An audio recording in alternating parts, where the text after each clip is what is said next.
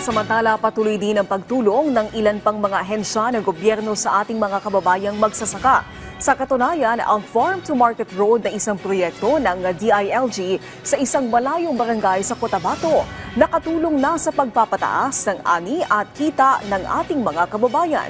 Si Christian Matuliano ng PIA SOC Surgeon sa sentro ng balita. Para kay Rogelio Vidal, residente sa isang liblib na bahagi ng barangay Salab sa bayan ng Magpet, Cotabato, unti-unti na nagbabago ang takbo ng pamumuhay ng mga magsasaka at mamamayan sa kanilang komunidad dahil sa proyektong ipinagaloob ng pamahalaan gaya ng Farm to Market Road. Anak ko kayo og tabang ni sa mga mag-uuma.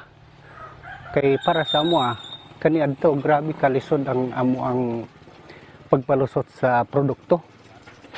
Ay labi nagsige og ulan perting danloga gani kining bahaya porsyon na sa karsada nga wa pa masiminto daghan ang mga kuan sakyanan nga ma-stranded.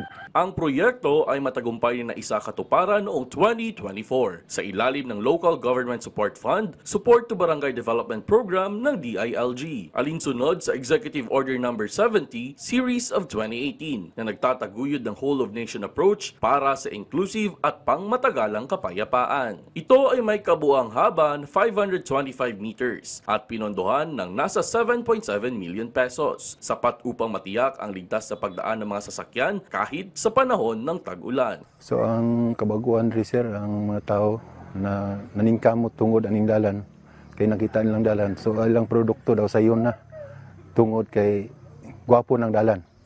Naningkamot ng mga tao og tanom og mga lubi, kape.